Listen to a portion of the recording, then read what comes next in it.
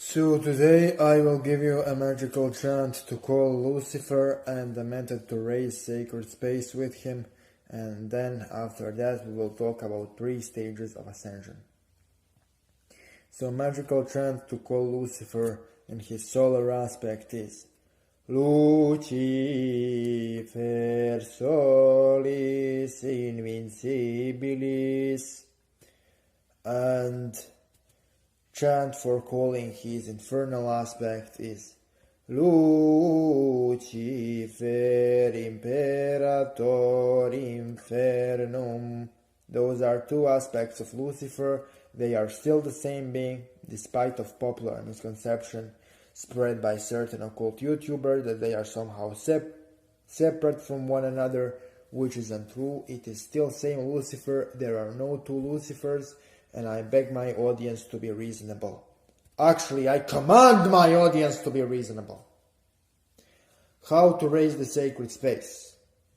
Visualize the ball of the light above your head, radiating and penetrating the edges of your sacred circle. If you have circle drawn, that's amazing. And visualize light of Lucifer from that ball above your head, penetrating the edges of the circle, and dark blue purple rising from the edges of the circle. Dark blue purple energy. Dark blue purple energy is the energy signature of the Emperor, and we should indeed raise that energy if we want to make the best environment for the energetic manifestation of the Emperor. Now, when we know how to summon the Emperor, let's talk about the stages of ascension and what Emperor Lucifer wants from us. Lucifer wants us to be emperors in our own realms. But there are certain things he requests from us in order to become emperors. There are 3 stages of ascension. The first stage of ascension is purification or destruction. This is a stage of ascension which manifests in obliteration of weak aspects of the self, transfiguration of those aspects into something useful, and resurrection of individual through initial adversarial temptations of the Sun Lord. Now I call Lucifer the Sun Lord because it is his original form. He was originally one of the sun gods of the old Roman Republic and later Empire. When Vatican came in with their game, they demonized Lucifer and proclaimed him the infernal emperor, and they also made original head of the infernal obscure in order to facilitate their political agenda of destroying all Roman paganism and politism, and also to destroy all of the Indo-European sun gods in the process. So Lucifer was originally Indo-European sun god. He was not infernal being. However, he obtained the underworld throne after he became demonized. So he is the ruler of the 2 thrones, the throne of the sun and the throne of the underworld. And he has 2 aspects and forms, each equally valuable. Now I will focus on his aspect of the Sun Lord because it illustrates my point really well here. And also Lucifer is emperor of the 2 suns. As the sun god, he is emperor of the physical sun, but also of the human divine spark, and as a lord of Inferno, he is the emperor of the black sun, aka the ascended black adept. So he can be worked for both sides of the alchemical spectrum. He can be worked in both right-hand path lore as a sun god, and he also can be worked with in the left-hand path as the lord of the black sun. So he is really a transcendental being which transcends the limit of the right and left, which transcends the limit of the both threes, and which transcends the limit of human classification of chthonic and celestial. He is indeed the emperor, and he desires to be the emperor of all things. What it means? It means that he desires to have complete control over the physical, astral, and metaphysical universe in order to, as he says, create the beautiful realm in his own image for the glory of himself and the new man. Those are his words. I didn't make them up. And for that reason, he is known to be the great architect of all that is, because he wants to design a new world, a new realm. And he is greatly misunderstood. Now, when you work with Lucifer, as I said, there are 3 stages of ascension. The first is purification stage. We already discussed in the video. The second stage is about a little bit controversial topic, and that's the stage of servitude, study, and development. This is a stage in which you do for Lucifer something which helps him in his great agenda as a great architect of the universe. Something which helps him to achieve his transcendental goal, which is to rebuild the new world. And that can be through education of others, or that can be through specific alchemical transmutation of the soul, or that can be through opening of the gateways. Here in this video, because I have unfulfilled pact with Lucifer, which I have to fulfill, because Lucifer already fulfilled his part and I didn't fulfill mine, so that's the reason I am filming this video. I need a lot of work with him in the future, but I am right now in other pacts and I need to fulfill other obligations. But one of the ways you can serve Lucifer in a really profound way is to open him a gateway.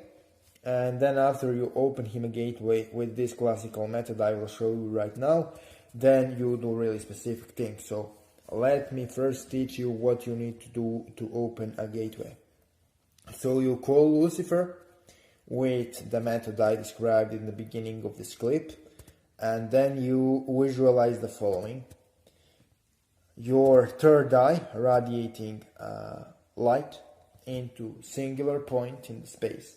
It can be point in your environment, but it also can be a random point in the world. If you have decent visualization skills, you can really do it at any place in order to open gateway anywhere. So visualize the place you want to open gateway in, and then visualize your third eye penetrating the light into the singular point within the space of that place.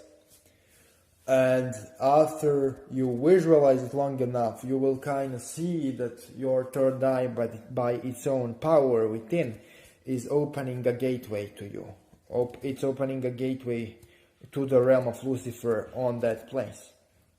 And when that happens, when you open the gateway and when you can feel the energy, by the way, if you're opening a gateway, for example, I am in my room and I visualize opening a gateway in some basilica far away, for example, I will still feel the flow of energy in my space from the place I am opening a gateway in. Because through my third eye, me and that portal are connected. So I will feel flow of the energy through that gateway, despite of the fact that I am really not present at the place I am opening a gateway in. So when you feel that energy flow and when you feel that portal opened, then in the presence of Lucifer, because this entire ritual of opening a gateway is performed in the presence of Lucifer, then you say to Lucifer this: "O Lucifer, great Lord of the sun, heaven and hell, celestial and infernal realms, I call you upon to make this gateway permanent.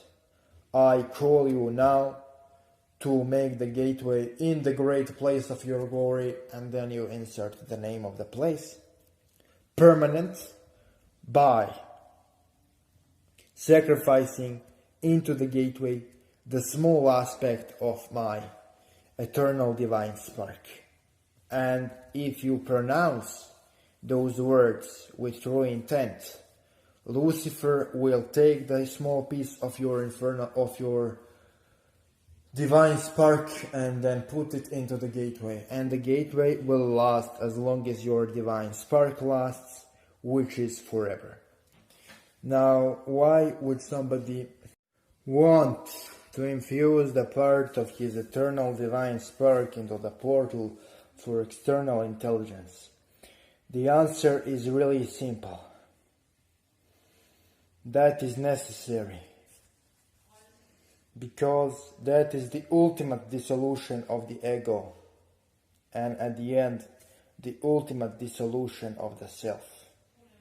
Let me explain. Once you empower the power and the portal to any intelligence in the external world in this manner, you are also doing it internally. You are becoming a living gateway. And why this is important? Because when the intelligence is capable of entering us whenever the intelligence wants, he is also capable of opening us up, opening our abilities and powers. You see, there is inherent contradiction within a human being. If human is fully awakened spiritually, beings such as Lucifer, Belial, Lilith, Agrad, Vatmalat, Adnama, and many other spirits, I talk about higher ranking spirits, are just slightly more powerful than us. Fully awakened human can swipe floor with majority of spirits in the Goetia who are not kings. Literally, slide floor, wipe the floor out. This is the power of fully awakened human being. But we are born into the flesh, where we are locked. We are also damned to travel various astral realms after death without realizing our true nature. And there is only one way out of this. The only way out is for us to study under the patronage of the higher intelligence. And in order to truly study under the patronage of the higher intelligence, we need to become a living gateway for that intelligence. And we also need to gain the trust of that intelligence.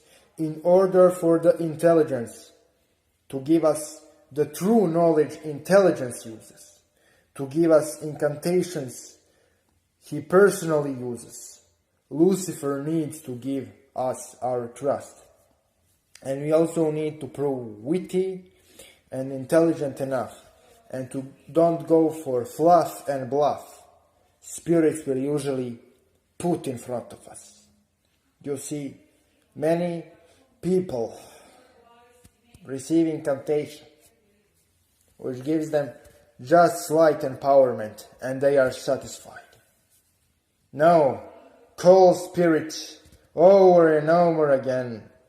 Ask him the same question about incantation, about ritual, until you pronounce received incantation and start being fully empowered, orgasmically stimulated with might and strength.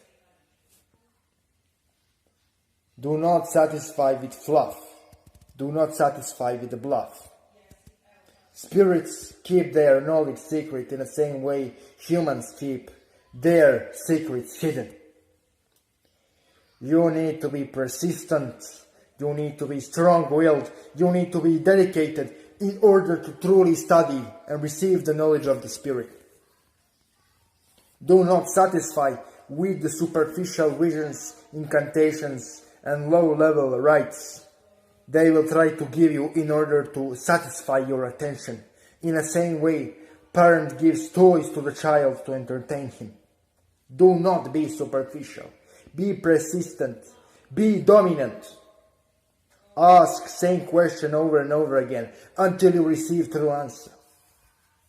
And there is one thing Once you open a gate for the Lord of celestial and infernal realms, you will officially be initiated.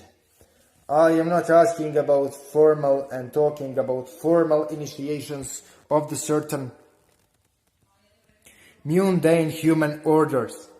I am talking about true initiations bestowed by the Spirit.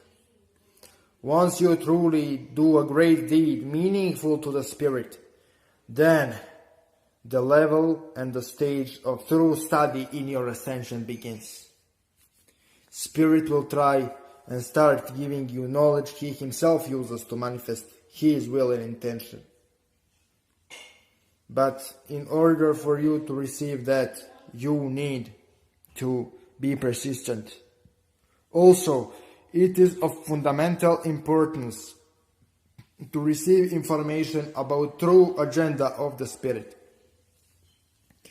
When you ask the Spirit about His true agenda, He will give you superficial answers you want to hear. But ask the same question over and over again.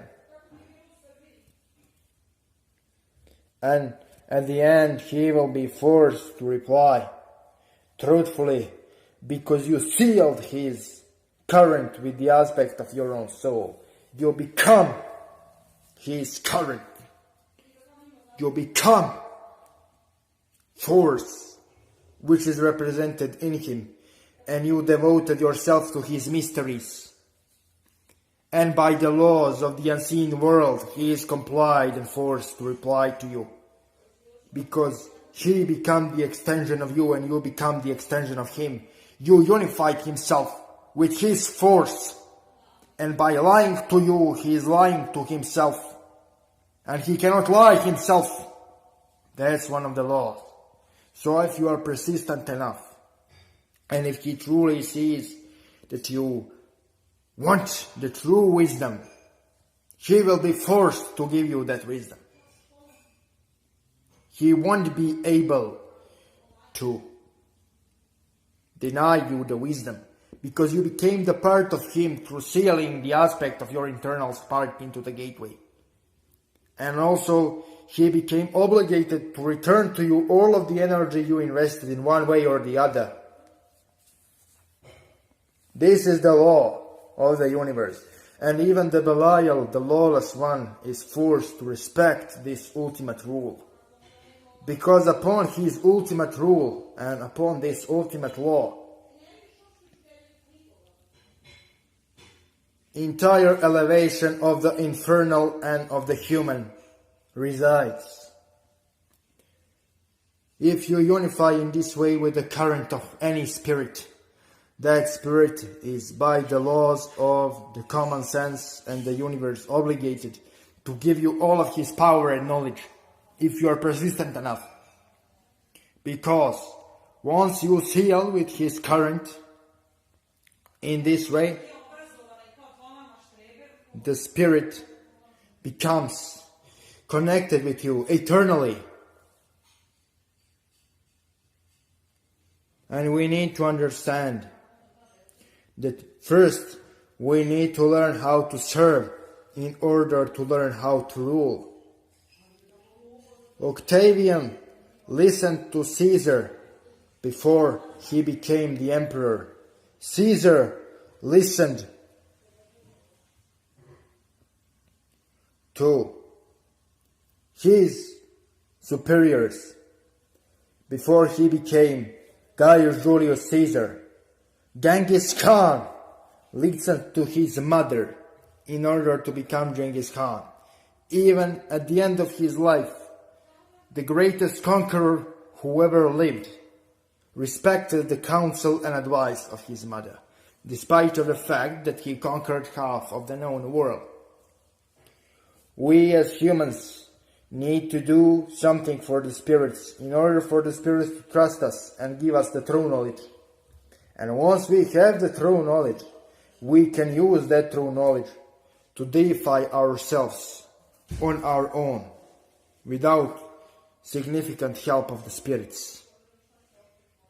And that is the third stage. The first stage is purification of the self. The second stage is doing important thing for the spirit and learning from the spirit. And the third stage is spiritual elevation with your own knowledge, without large help from the spirits. Those are 3 stages of ascension. Without them, everything is fluff and everything is empty story. And this path to what people call godhood or sainthood, which are 2 faces of the same coin, is really harsh and difficult. Many of us who walk this path will not reach the ending. Many will stop at superficial stopping points or simply be obliterated. This is the nature of the path. This is the nature of the way. I am filming this video, but maybe I won't see the end of the journey. Many people claim they are gods, but they didn't even start the journey.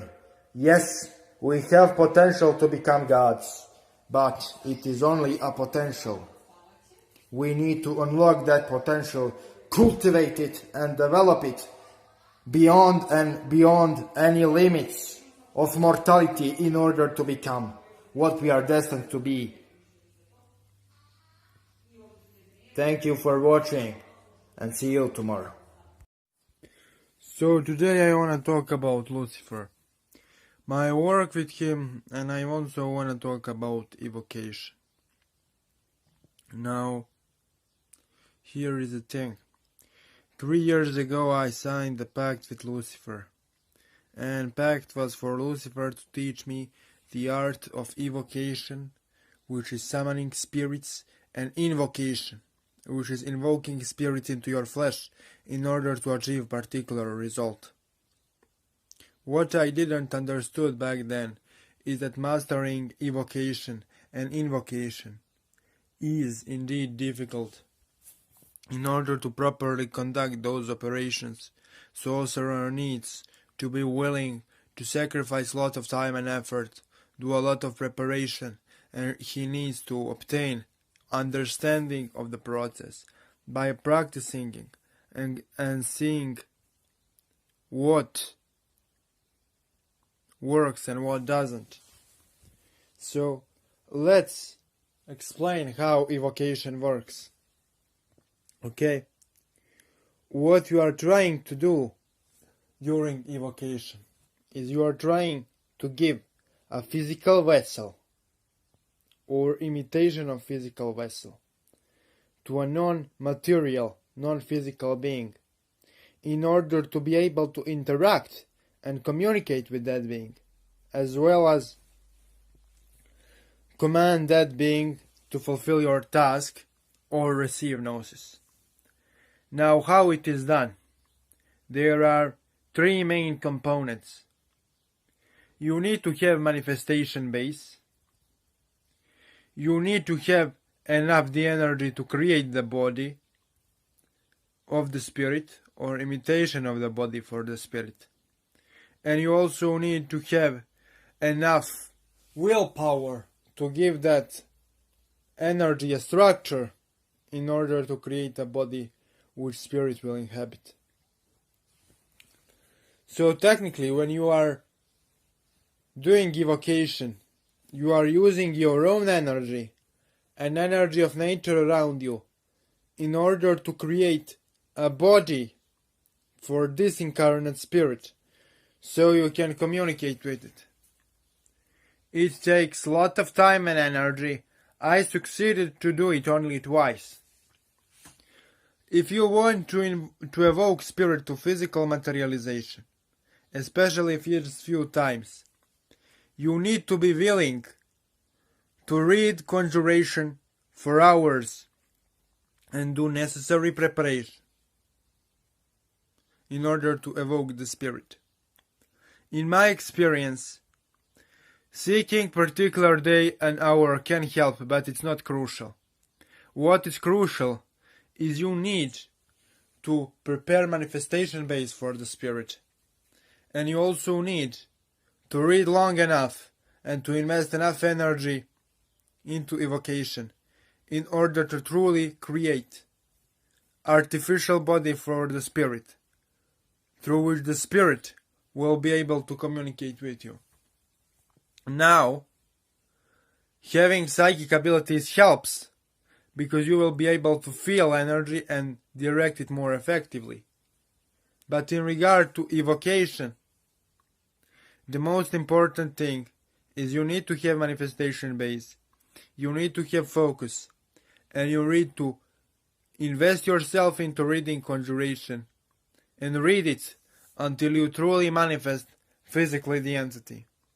There is no shortcuts, and also there is no ways to make it easy. But one thing indeed can help, which is calling upon authority of beings above spirit you are trying to summon in the spirit hierarchy.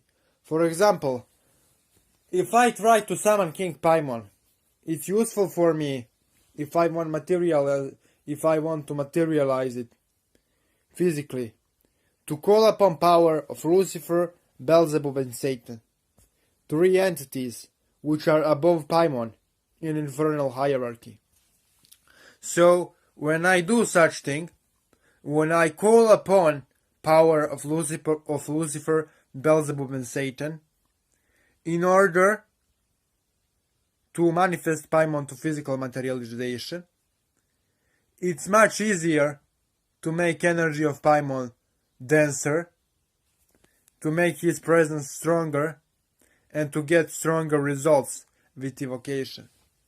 Preparation for the evocation, such as meditation, collecting candles of appropriate color and appropriate incenses, as well as drawing appropriate circles and triangles, helps.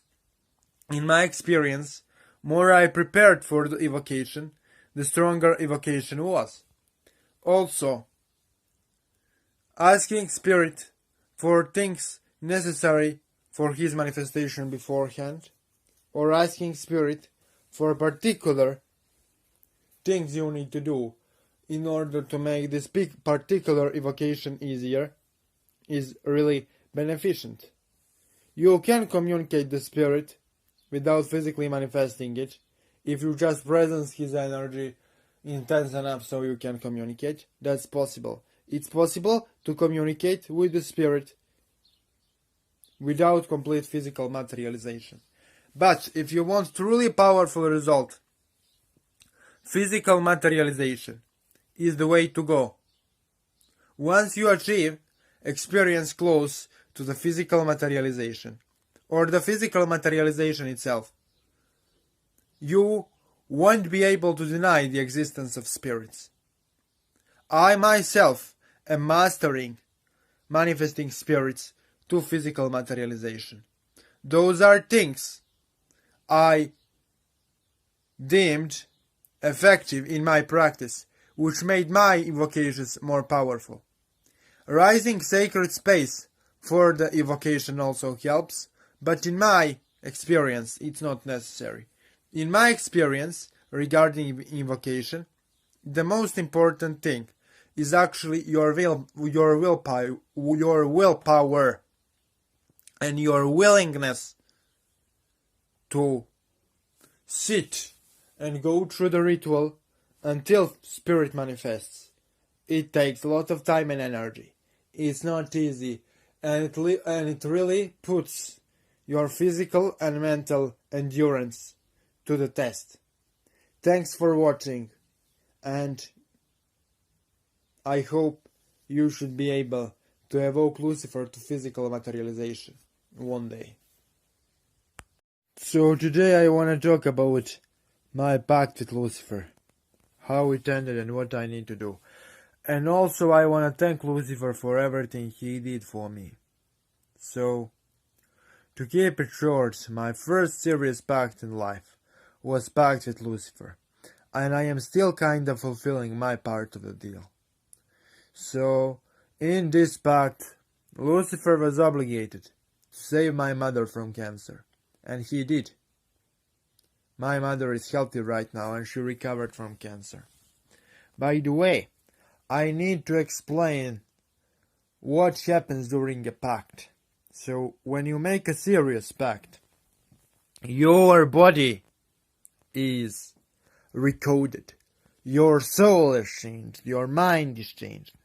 Once you put blood on that paper, once you sign it, once you agree to the terms, it shifts your soul, it shifts your aura, it shifts your body, it shifts your perception, it shifts your form of existence. You become in a way connected to Lucifer. You become one with Lucifer, and you commune with him in a really powerful and primal way. So, be careful about your pacts, especially pact with Lucifer. And do your part of the deal. What is your part of the deal depends on your request. But it is my duty to film this video. Through filming this video, I fulfill my part of the deal, which is promoting Lucifer and becoming his vessel in this universe, partially. It won't be easy for me to fulfill my part of the deal, but I will do everything I can to fulfill my part of the deal. And that's also expected of you too. So be careful what you wish in your pacts. If you fulfill your part of the deal, your request will be fulfilled. But be careful what you are offering. Be careful who you are asking. My request was fulfilled, but indeed, I now have a burden to carry, a covenant to fill, expectation to fulfill, and tasks to accomplish. This is not an easy journey, and it will never be an easy journey. Because once you spill your blood on that covenant, once you commune in such a way, it's really difficult to reverse. It's really difficult, almost impossible to go back without serious consequences.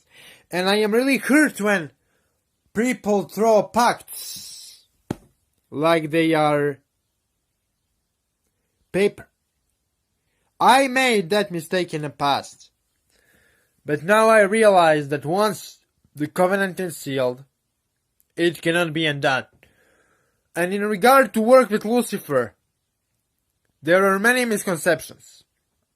You see, you cannot sell your soul with Lucifer.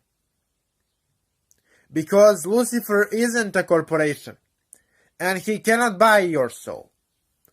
But what you can do is you can become part of Lucifer.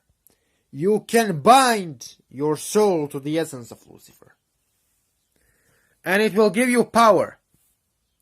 But it will also give you great responsibility. In my case, I received secrets of sorcery, according to my investment. And my mother was saved from cancer. But now, I have a task in front of me. Task I need to fulfill. And it won't be easy task. So, I recommend everybody to work with Lucifer. Pact with Lucifer will give you what you ask for. But you need to respect your part of the deal. You need to know what you are doing. You need to know with who are you dealing with. This is not a reality show. This is not monetary transaction. This is a lifelong commitment. If you want to call Lucifer, you can use demonic can. Re-ta sauberaka biasaikar Lucifer. Repeat it over and over again and the spirit will come. I do not advise trying to communicate with those spirits without having psychic senses developed beforehand. Thanks for watching. See you next time, and will be written in the description. Bye.